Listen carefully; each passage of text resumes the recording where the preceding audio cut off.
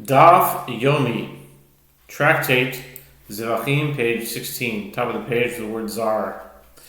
Zar, Sheino, Echelenadin, with regard to a non-priest who may not partake of the meat offerings of the most sacred order, is it not right that if he performed the sacrificial rites, he has desecrated the service? This is in the middle of a Kal V'chomer, so maybe I'll just start from there. The bottom of 15b. The Tana, a Tana of the school of Rabbi Yishmael taught the halacha of a non-priest who performs the sacrificial rites is derived via an a fortiori, like a Kal V'chomer. A fortiori means Kal V'chomer inference from the case of a blemished priest. Just as with regard to a blemished priest who may partake of the meat of offerings, if he performs sacrificial rites, he has nevertheless desecrated the service. Then with regard to a non-priest who may not partake of the meat offerings of the most sacred order, is it not right that if he performed the sacrificial rites that he definitely would have desecrated the service? The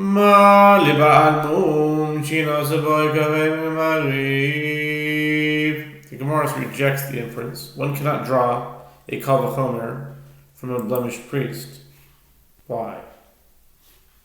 Because no. One cannot draw a Kal V'chomer from a blemished priest as what is notable about the case of a blemished priest.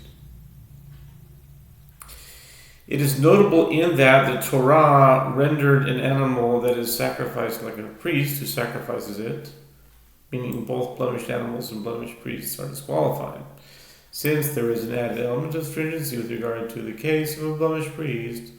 One cannot draw an a fortiori inference from it, a Kal V'chomer. The Gemara suggests in the case of an impure priest will prove that this is no reason to reject the a fortiori inference. While an animal and the priest are not equated with regard to ritual impurity, as an animal cannot become impure while alive, but a priest can. An impure priest desecrates the service. The Gemara rejects this as well. What is notable about the case of an impure priest? It is notable in that an impure priest imparts impurity to others. Balmum yochiach v'chazar hadin lo rizek rizeh v'lo yizek rizeh atzar sheben shemuzarim im avdu chilelu afen yavizal shehu buzal im avad chilelu. The Gemara responds, a blemished priest will prove that this is no reason to reject the inference, as he cannot impart his blemish to others, and the inference has reverted to its starting point. Therefore, one may derive the halakha of a non-priest from the combination of the case of a blemished priest and that of an impure priest. The aspect of this case is not like the aspect of that case, and the aspect of that case is not like the aspect of this case. Their common element is that they are prohibited from performing sacrificial rites, and if they perform these rites, they have desecrated the service. Therefore, I will also include a non-priest who is prohibited from performing sacrificial rites, and conclude that if he performs sacrificial rites, he has desecrated the service. Minala nimuzal imi benazeru chilul bigufei ketiv be elari bezal v'lo. The Gemara asks, from where do we derive that a non-priest is prohibited from performing sacrificial rites? If it is derived from the verse, "Speak to Aaron and to his sons," that they separate themselves from the sacred items of the children of Israel, and that they not profane my holy name, Leviticus 22 verse 2, then the Kal V'chomer inference is unnecessary, since profanation itself is written in the verse. Rather, it must be that it is derived from the verse to keep the charge of the tent of meeting, whatever the service of the tent may be, but a common man shall not draw close to you. Numbers 18, verse 4. The Gemara asks, still, the a fortiori inference drawn from the cases of a blemished priest and an impure priest can be refuted. What is notable about their common element? It is noticeable in that a blemished priest and an impure priest were not permitted to perform sacrificial rites on a private altar, a bama, which is very interesting. I heard today from Rabbi Daniel Gladstein that according to the Bnei Yisachar and Bnei Yisachar, that this was the day, Chet of Tishrei, was the day that personal altars were banned. So it's interesting that today's Daf is mentioning a bama, a personal altar. But out of all days, this is when Solomon made his prayer about in First Kings, chapter 8, verse 46, I think. Yeah.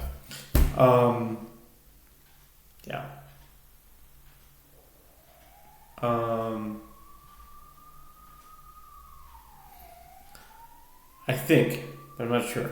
But anyway, he prayed that when your children will become exiled, they sin, and they pray, instead of a sacrifice.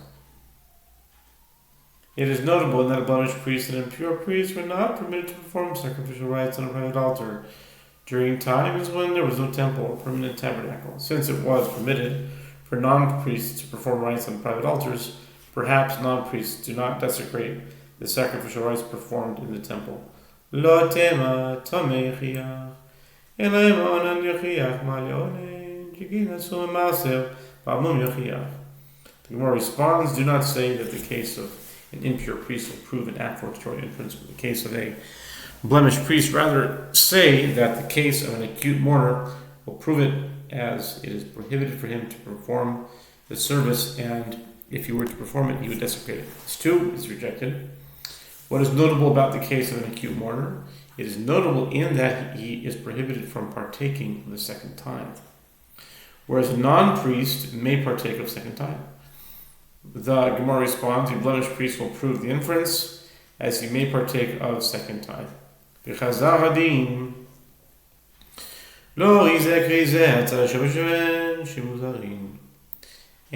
the inference has reverted to its starting point. The aspect of this case is not like the aspect of that case. Their common element is that they are prohibited from performing sacrificial rites ab initio, and they desecrate the service if they do so. Therefore, with regard to a non-priest who is prohibited from performing sacrificial rites, if he performs sacrificial rites, he has desecrated the service. Achanami lifroch, ma litzad shalosh behen, shekain lo hudro babama, mat kifla, rav sama barei rave.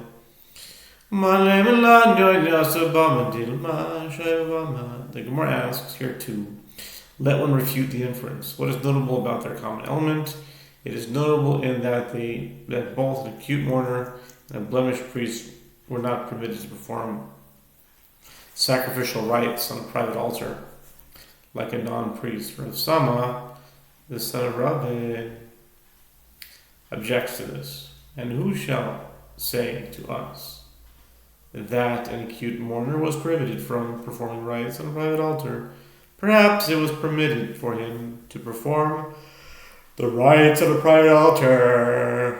Rabbi Sharshi Amar,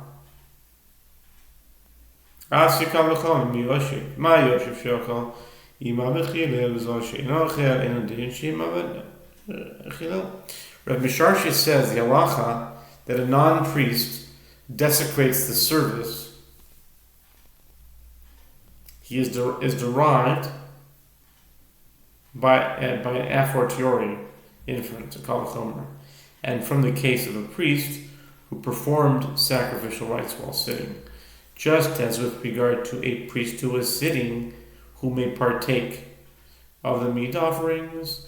If he performed sacrificial rites, he has desecrated the service. And with regard to a non-priest, who may not partake of the meat of offerings of the most sacred order, is it not right that if he performed the sacrificial rites, he has desecrated the service? The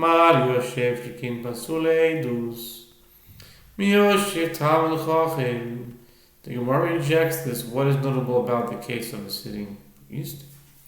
It is notable in that one who sits is disqualified from bearing witness, as witnesses must stand when testifying, since there is an added aspect of stringency with regard to the case of a sitting priest.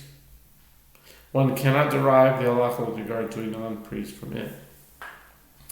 The Gemara responds, learn instead from the halacha of a sitting Torah scholar, as the court may allow a Torah scholar to sit while testifying. Shem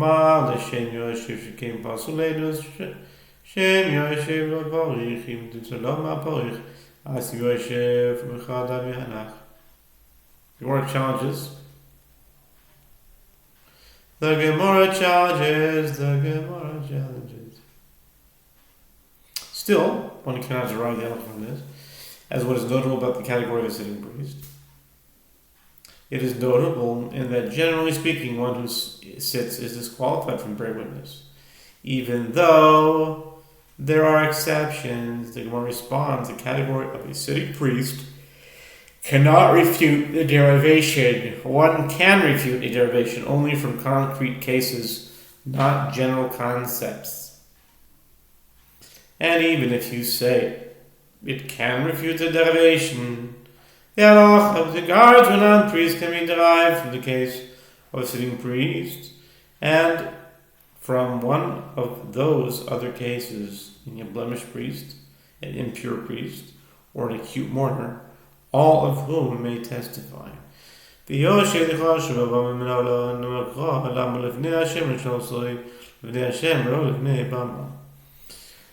Gemara asks, and from where do we derive that one who is sitting is fit to perform sacrificial rites on a private altar? If he is not, one can refute the common element in the same manner as above. The Gemara responds, the verse states the Lord separated the tribe of Levi to bear the ark of the covenant of the Lord, to stand before the Lord to minister to him. Deuteronomy 10:8. The verse indicates that the sacrificial rites must be performed while standing only before the Lord, meaning in the temple where the divine presence resides, and not before a private altar, which is a mere place of worship. The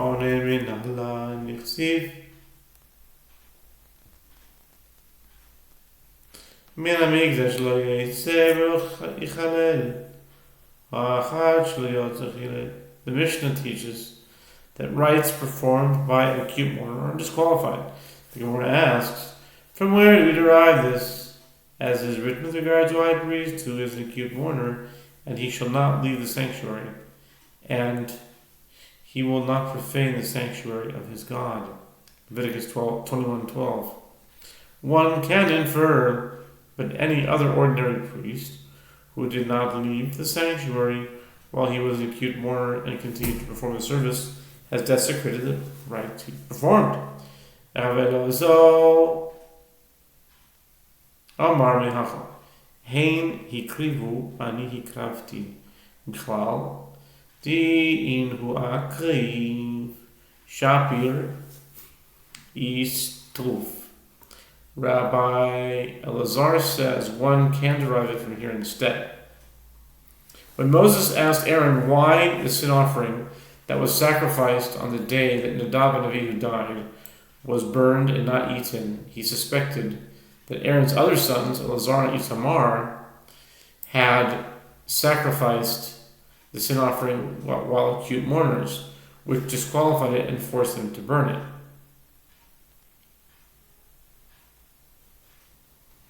Aaron responded to Moses, "This day have they offered their sin offering?" Leviticus 10:19. "Rather, I offered it. As a high priest, I do not desecrate temple service even when I am an acute mourner. I burned it only because, as acute mourners, my sons and I are prohibited from partaking of the meat." Rabbi Elazar continues, by inference, one can derive that if they had offered the sin offering, they would have disqualified it, and it would have been proper that it was burned. The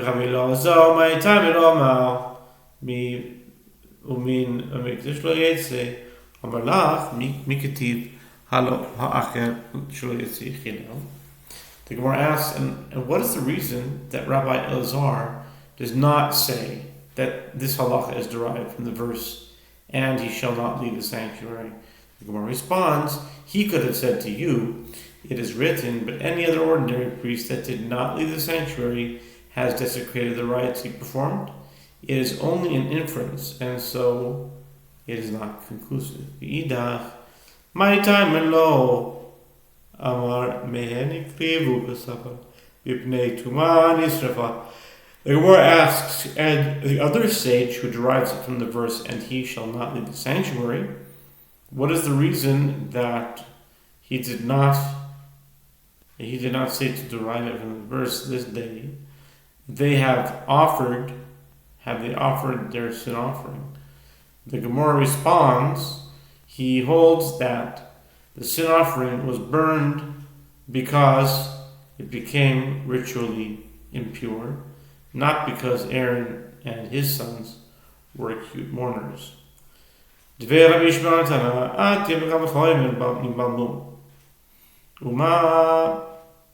Tana of the school of Rabbi Yishmael taught the halacha is derived by an a fortiori and kal v'chomer inference from the case of a blemished priest. And just as, and I think we will call it a daf for this daf, this amud, call it an amud for 16a, and continue, pick it up, God willing, with the next amud.